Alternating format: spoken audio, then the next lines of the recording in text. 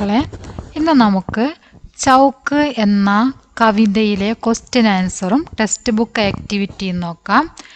20 बरसों के अखबार के पीछे छोड़ आया था. इस कथन का तात्पर्य क्या है? 20 വർഷത്തെ പത്രം പിന്നിൽ അവശേഷിപ്പിച്ചു എന്ന പ്രസ്താവനയുടെ അർത്ഥം എന്താണ് എന്നാണ് ചോദ്യം. इस कथन का तात्पर्य है कि व्यक्ति ने अपने जीवन के पिछले 20 वर्षों की स्मृतियों, घटनाओं, अनुभवों या चिंताओं को पीछे छोड़ दिया है. ഈ പ്രസ്താവന സൂചിപ്പിക്കുന്നത് ആ വ്യക്തി തൻ്റെ ജീവിതത്തിലെ കഴിഞ്ഞ 20 വർഷത്തെ ഓർമ്മകൾ, സംഭവങ്ങൾ, അനുഭവങ്ങൾ അല്ലെങ്കിൽ ആശങ്കകൾ എന്നിവ പിന്നിൽ അവശേഷിപ്പിച്ചിട്ടുണ്ട് എന്നാണ് അതുകൊണ്ട് അർത്ഥമാക്കുന്നത്. രണ്ടാമത്തെ ചോദ്യം, ബഡേ ഷഹർ കെ ബേതർതീബ് ചൗക്ക് കവിനെ ഐസാ ക്യോം കഹാ ഹോഗാ.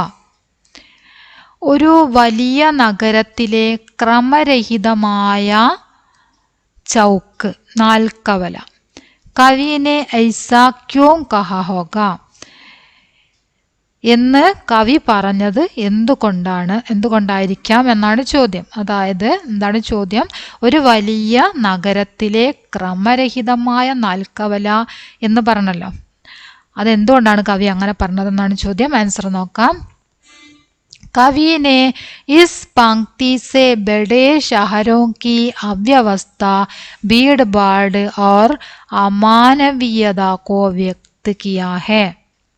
ഈ വരികളിലൂടെ കവി വലിയ നഗരങ്ങളിലെ കുഴപ്പങ്ങൾ, അതുപോലെ തന്നെ ഭീഡ്ഭാഡ്, തിരക്ക്, മനുഷ്യത്വമില്ലായ്മ എന്നിവയാണ് ഇവിടെ വ്യക്തമാക്കുന്നത്. മൂന്നാമത്തെ ചോദ്യം,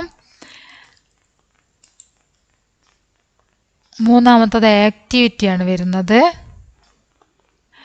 അതിൽ സഹി മിലാനാണ് നമ്മളോട് ചെയ്യാൻ പറഞ്ഞിരിക്കുന്നത്. സഹി മിലാൻ.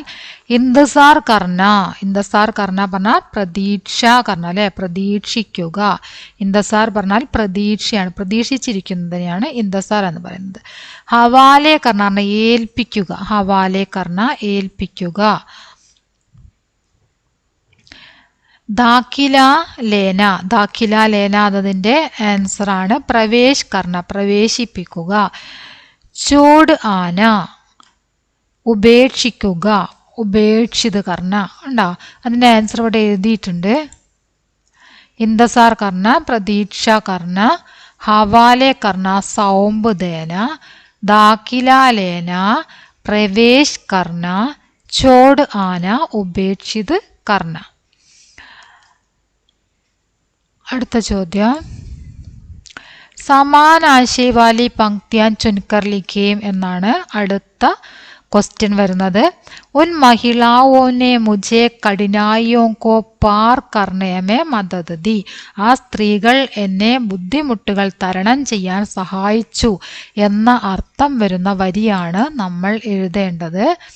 उन स्त्रियों का वैभव मेरे साथ रहा जिन्होंने मुझे चौक पार करना सिखाया. നമ്മൾ ടെക്സ്റ്റ് ബുക്കിലുള്ള വരികളാണ്.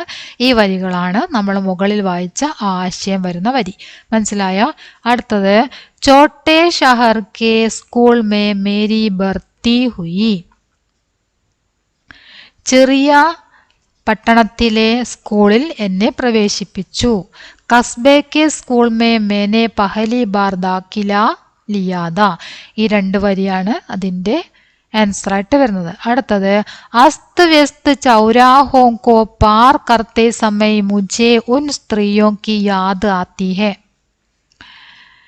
जब कभी मैं किसी बड़े शहर के बेतरतीब चौक से गुजरता हूँ उन स्त्रियों की याद आती है. അതായത് തിക്കും തിരക്കുമുള്ള നാൽക്കവല ക്രോസ് ചെയ്യുന്ന സമയത്ത് ആ സ്ത്രീകളെ ഓർക്കുന്നു എന്ന് കവി പറഞ്ഞ വരികളാണ് ഇത്. ആ വരികളാണ് അതിൻ്റെ ആൻസർ ആയിട്ട് വരുന്നത്. അടുത്തത്, സ്ത്രീയോനെ മുझे പ്രതീക്ഷ കർണ സിഖായ.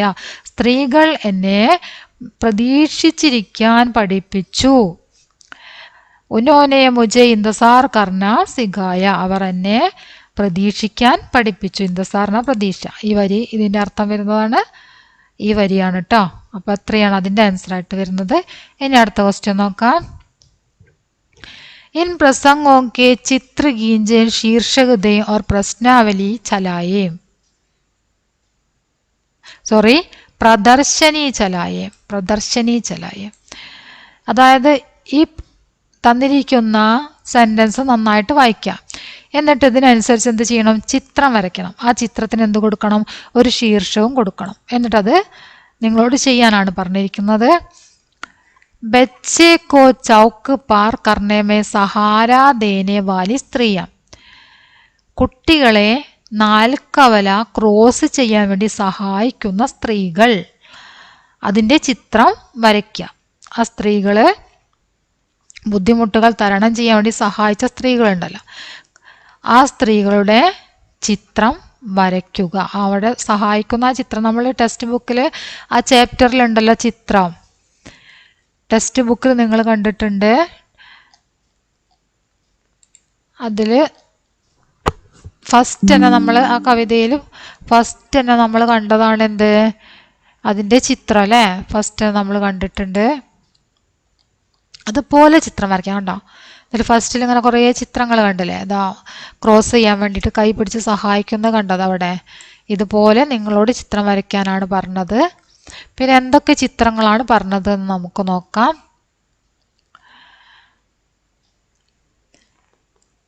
ഒന്ന്, ക്രോസ് ചെയ്യാൻ വേണ്ടി സഹായിക്കുന്നത്. 2, ബച്ചേക്കോ സ്ത്രീയോങ്കെ ഹവാലെ കർണേവാലി മാം, കുട്ടിയെ സ്ത്രീകളെ ഏൽപ്പിക്കുന്ന അമ്മ. അമ്മ കുട്ടീനെ കൊണ്ടുപോയിട്ട് ആരെ ഏൽപ്പിക്കുകയാണ്? ആ സ്ത്രീനെ ഏൽപ്പിക്കുകയാണ് അല്ലേ? അപ്പൊ ആ സ്ത്രീനെ ഏൽപ്പിക്കുന്ന അമ്മ അങ്ങനെ കുട്ടിയെ കൊണ്ടുപോയി സ്ത്രീയെ ഏൽപ്പിക്കുന്ന ചിത്രം വരയ്ക്കാനാണ് പറഞ്ഞത്. പിന്നെന്താണ് പറഞ്ഞിരിക്കുന്നത്? അകേലെ ഫാടക് പാർ കർത്തേ ഹുയെ സ്കൂൾ പഹുഞ്ചിനെ വാല ബച്ച, ഒറ്റയ്ക്ക് ഗേറ്റ് കടന്നു പോകുന്ന സ്കൂൾ പഹുഞ്ചിനെ വാല ബച്ച. ഫാടക് പാർ കർത്തേ ഹുയെ സ്കൂൾ പഹുഞ്ചിനെ വാല ബച്ച, സ്കൂളിലെത്തുന്ന കുട്ടി. പിന്നെ ദോസ്തോ കെ സാത്ത് സടക്ക് പാർ കർക്കെ സ്കൂൾ ജാനെ വാല ബച്ച, ഫ്രണ്ട്സിന്റെ കൂടെ റോഡ് ക്രോസ് ചെയ്തിട്ട് സ്കൂളിലേക്ക് പോകുന്ന കുട്ടി. അപ്പം ഇങ്ങനെയുള്ള ചിത്രങ്ങളാണ് വരയ്ക്കാൻ പറഞ്ഞിരിക്കുന്നത്. അടുത്തത് കവിതയുടെ ആശയം എഴുതാനാണ് പറഞ്ഞത്. അപ്പം നമുക്ക് കവിതയുടെ ആശയം എഴുതിയത് നോക്കാം.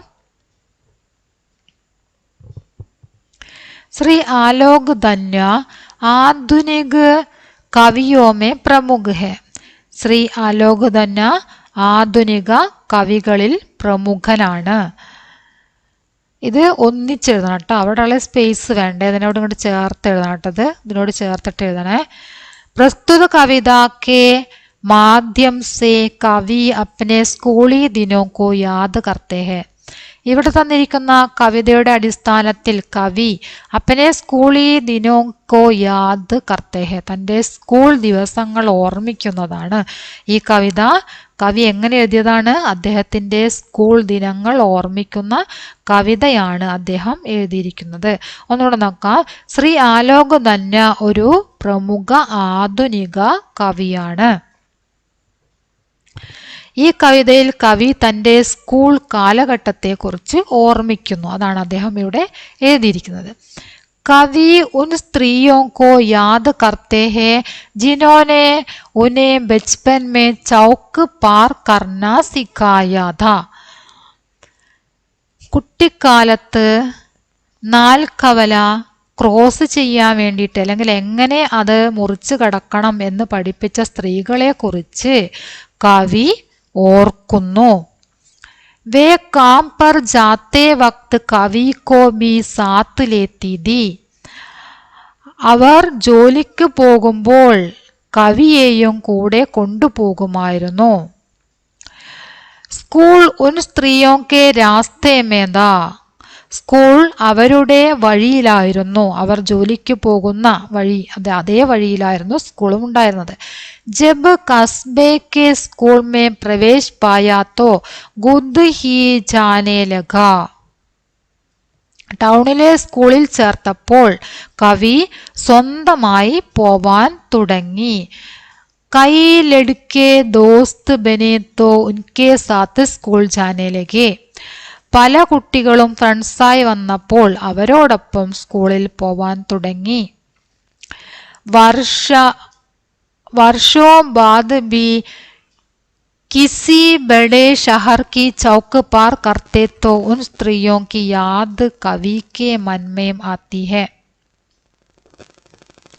വർഷങ്ങൾക്ക് ശേഷവും ഒരു വലിയ നഗരത്തിലെ നാൽക്കവല കടക്കുമ്പോൾ കവി ആ സ്ത്രീകളെ ഓർക്കുന്നു.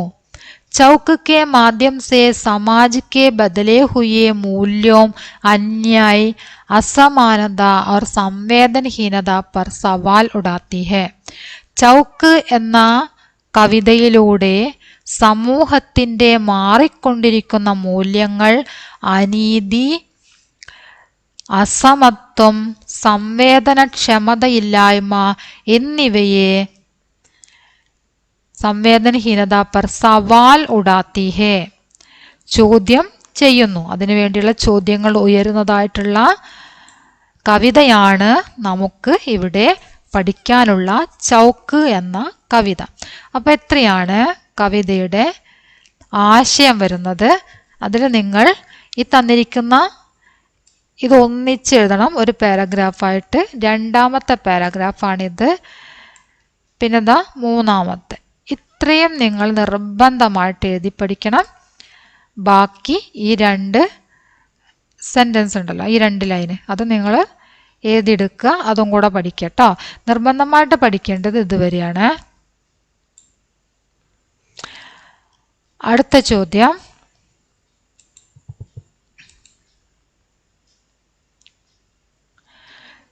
സുരക്ഷ ന കേവൽ ഏക് നാര ബൽക്കി ഹേ യഹ് ജീവൻ കി ഏക് ധാര കുച്ച് സടക്ക് ചിഹ്നോക്കോ പഹച്ചാനെ. ഇവിടെ കുറച്ച് റോഡിൽ ഉള്ള ചിഹ്നങ്ങൾ ഇവിടെ തന്നിട്ടുണ്ട്.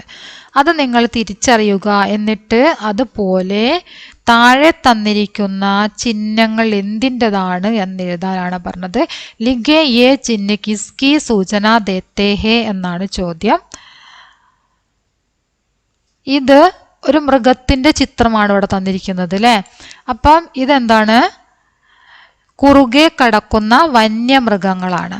ഇവിടെ തന്നിരിക്കുന്നതോ കുന്ന് അല്ലെങ്കിൽ കുണ്ടും കുഴിയും നിറഞ്ഞ റോഡ് എന്നാണ് ഇവിടെ തന്നിരിക്കുന്നത്. കുന്നുകളുണ്ട് അല്ലെങ്കിൽ കുണ്ടും കുഴിയും നിറഞ്ഞ റോഡാണ് എന്നുള്ള സൂചന തരുന്ന ചിത്രമാണ് ഇവിടെ ഉള്ളത്. അടുത്ത ചിത്രം കൊണ്ട് സൂചിപ്പിക്കുന്നതാണ് മുന്നിൽ സ്കൂൾ ഉണ്ട് എന്ന സൂചന നൽകുന്ന ചിത്രമാണ്. അപ്പൊ നമുക്ക് ആൻസർ എഴുതിയത് നോക്കാം.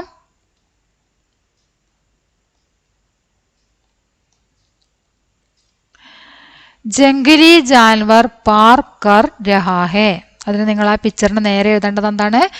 ജംഗലി ജാൻവർ പാർ കർ രഹാ ഹേ. കുറുകെ കടക്കുന്ന വന്യമൃഗങ്ങൾ. അവിടെ വന്യമൃഗങ്ങൾക്ക് റോഡ് ക്രോസ് ചെയ്യാനുള്ള സ്ഥലമാണ് എന്ന് മനസ്സിലാക്കാനാണ് അത് എഴുതി വെക്കുന്നത്. അടുത്തത് കൂബഡിയ ഊബഡ് ഗാബഡ് സഡക്. കുന്നും മലകളും ഉള്ള റോഡ് അല്ലെങ്കിൽ കുണ്ടും കുഴിയും നിറഞ്ഞ റോഡ്. ആകെ സ്കൂൾ ഹേ. മുന്നിൽ സ്കൂൾ ഉണ്ട്. അപ്പൊ എത്രയാണ്? അതിന് നിങ്ങൾ അതിൻ്റെ ആ പിക്ചറിന്റെ നേരെ എഴുതേണ്ടത്. അതിന് മുമ്പ് ഒരു ക്വസ്റ്റ്യൻ ഉണ്ടായിരുന്നു. സ്കൂൾ, അതായത് നമ്മൾ ടെക്സ്റ്റ് ബുക്കിൽ നോക്കാം. അതിന് മുമ്പ് ഒരു ക്വസ്റ്റ്യൻ ഉള്ളത് അനുബന്ധ കാര്യം എന്ന് പറഞ്ഞിട്ട് സ്കൂളി സ്മൃതിയോ പർ ലിഖി ഹുയി കവിതായേം കഹാനിയാം സങ്കലിത് കരയും എന്ന് പറഞ്ഞിട്ടൊരു ക്വസ്റ്റ്യൻ ഉണ്ട്. സ്കൂളിൻ്റെ ഓർമ്മകൾ, നമ്മൾ സ്കൂളിൽ പഠിച്ച ആ ഓർമ്മകൾ, സ്കൂളിൻ്റെ ചെറിയ കാലങ്ങളിലുള്ള ഓർമ്മകളൊക്കെ നമ്മുടെ മനസ്സിലൂടെ പല ഓർമ്മകളും കടന്നു പോകില്ലേ കുട്ടികളാകുമ്പോൾ, 1ാം ക്ലാസ്സിൽ 2ാം ക്ലാസ്സിലൊക്കെ പഠിക്കുന്ന സമയത്തുള്ള ഓർമ്മകൾ. അപ്പം ആ ഓർമ്മകൾ വെച്ചുകൊണ്ട് എന്ത് ചെയ്യുക? ഒരു കവിത എഴുതുക അല്ലെങ്കിൽ കഥ എഴുതുക. കവിതയോ അല്ലെങ്കിൽ കഥയോ എഴുതാനാണ് പറഞ്ഞിരിക്കുന്നത്. അപ്പോൾ ഇവിടെ കവിത എഴുതിയിട്ടുണ്ട്. അപ്പോൾ നമുക്ക് ആ കവിത ഒന്ന് നോക്കാം. ബച്പൻ കാ സ്കൂൾ. ബച്പൻ കാ സ്കൂൾ എന്നാണ് അതിന് ശീർഷക കൊടുത്തത്. അതിന് നിങ്ങളോട് ശീർഷക കൊടുക്കാനും കൂടെ പറയുന്നുണ്ട് കേട്ടോ. അതിനെന്ത് ചെയ്യണം? ശീർഷക കൊടുക്കണം. അപ്പം എന്താണ്? അന്ന് ശീർഷകം കൊടുത്തെന്താണ്? ബച്പൻ കാ സ്കൂൾ എന്നാണ് ശീർഷകം കൊടുത്തിരിക്കുന്നത്. ചോട്ടെ ചോട്ടെ ബാഗ് തേ ചോട്ടി ചോട്ടി ബാത്തേ സംഗ് മേ ചലത്തെ ദേ ഹം ജൈസെ ഹോ സൗങ്കാത്തെ ന കോയി ചിന്ത ന കോയി ഡർ हर दिन लगता था खुशियों का घर मैडम की डांट भी प्यारी लगती थी होमवर्क की याद सबको लगती थी टिफिन की घंटी बजते ही दोस्त की मीठी सौगात मिलती थी. അത്രയാണ് കവിത എഴുതിയത്.